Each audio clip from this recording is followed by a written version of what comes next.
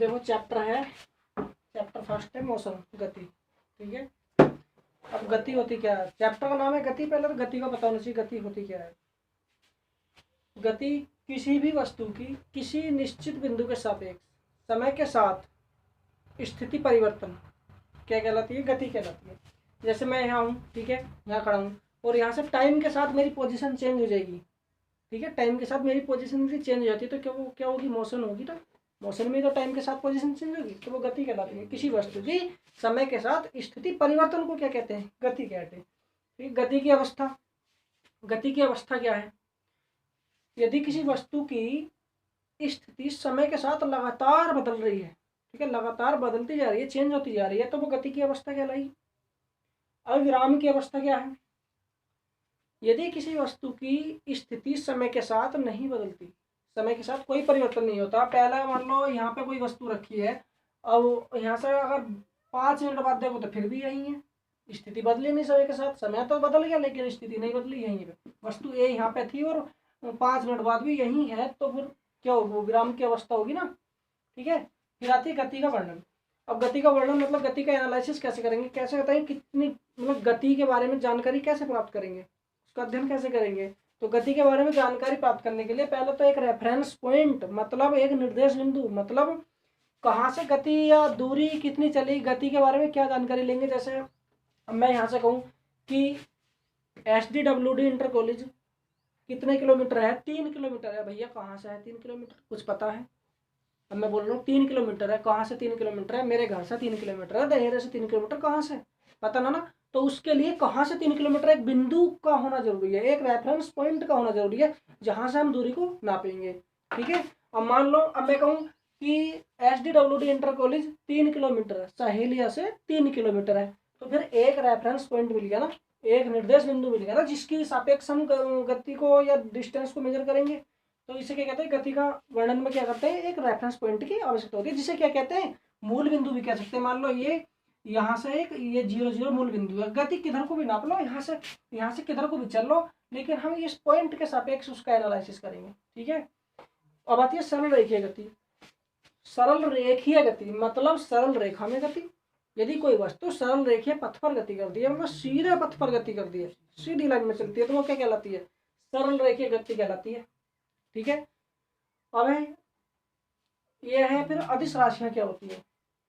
अदिश राशियां क्या होती है? वे भौतिक राशियां जिनका एनालिसिस करने के लिए क्या केवल परिमाण की आवश्यकता होती है। ठीक है, वे भौतिक राशियां जिनका अध्ययन करने के लिए, परिमाण करने के लिए, जानकारी प्राप्त करने के लिए ओनली उनके क्या परिमाण की आवश्यकता होती है, मैग्नीट्यूड की आवश्यकता होती है, क्या कहलाती है? अदिश राशियां कहलाती हैं। जैसे चाल है, दूरी है, ठीक है, और क्या है? समय है, etc। ठीक है, ये अदिश राशियां होती है। अब 12 सदिश राशियां वे भौतिक राशियां जिन्हें का अध्ययन करने के लिए, जिनकी जानकारी प्राप्त करने के लिए परिमाण के साथ साथ दिशा की भी आवश्यकता होती है, क्या कहलाती है? सदिश राशि कहलाती है। जैसे क्या है? विस्थापन है, वेग है, त्वरण है, संवेग है, वेग है, आवेग है। ठीक है, ये सब क्या है? सदिश राशियां है। फिर बात आती है दूरी की। दूरी क्या है? किसी वस्तु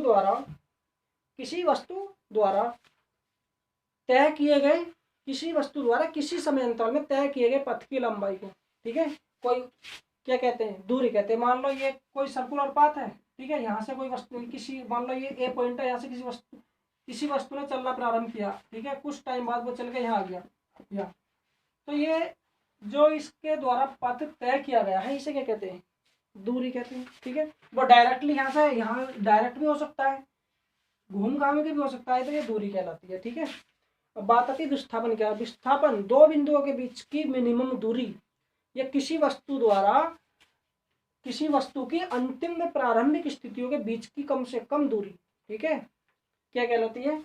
विस्थापन कहलाती है। जैसे मान लो यही है, ये एक सर्किल है, ये इसका सेंटर है, ये पॉइंट A है, ये पॉइंट B है, ठीक है, ये क्या है?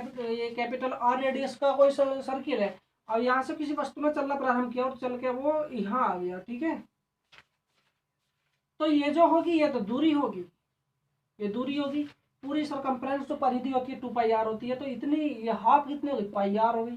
ठीक है, पाई आर होगी ना, तो ये तो होगी दूरी। लेकिन हम बात करें विस्थापन की, तो विस्थापन क्या होगी, किसी वस्तु द्वारा किसी वस्तु की अंतिम और प्रारंभिक स्थितियों के बीच की मिनिमम कम से कम जो दूरी होगी वो क्या होगी, विस्थापन होगी। तो इस पॉइंट के और इस पॉइंट के बीच की कम से कम दूरी तो यही होगी, इससे छोटी दूरी और नहीं हो सकती।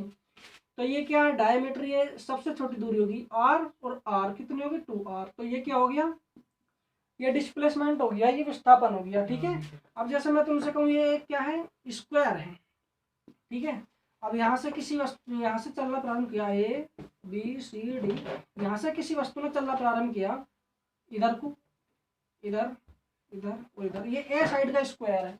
ठीक है, तो यहाँ से चलना प्रारंभ किया और यहाँ से चल के यहाँ आके वो रुक गया। ठीक है, कोई भी पर्सन मान लो। ठीक है, तो यहाँ से यहाँ तक आने में कितनी दूरी तय करी, ए और ए, 2a 4a डिस्टेंस ट्रेवल करी ना, तो ये तो होगी डिस्टेंस, दूरी हो गई। लेकिन विस्थापन कितना हुआ भाई, यहाँ से चलना प्रारंभ किया और यहाँ आके वो रुक गया, तो विस्थापन कितना हुआ इस कंडीशन में, कितना विस्थापन हुआ, कोई 0 विस्थापन हुआ।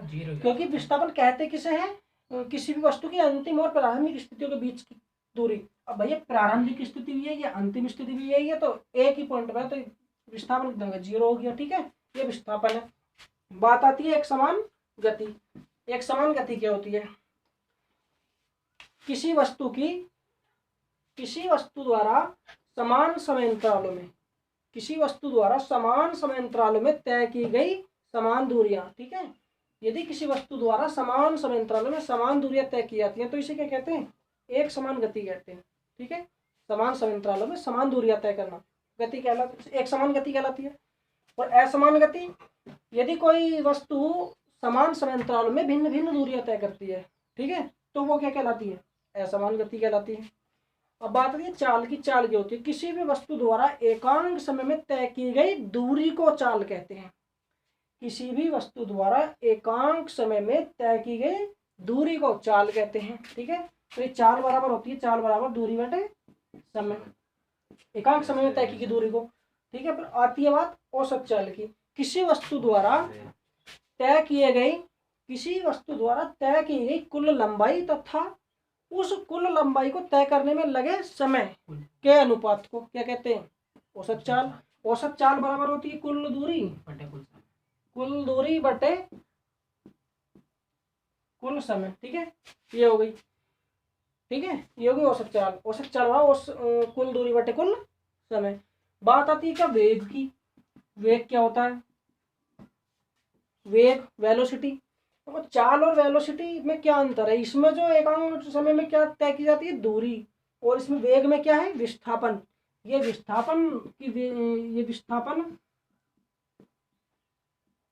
बटे समय होता है।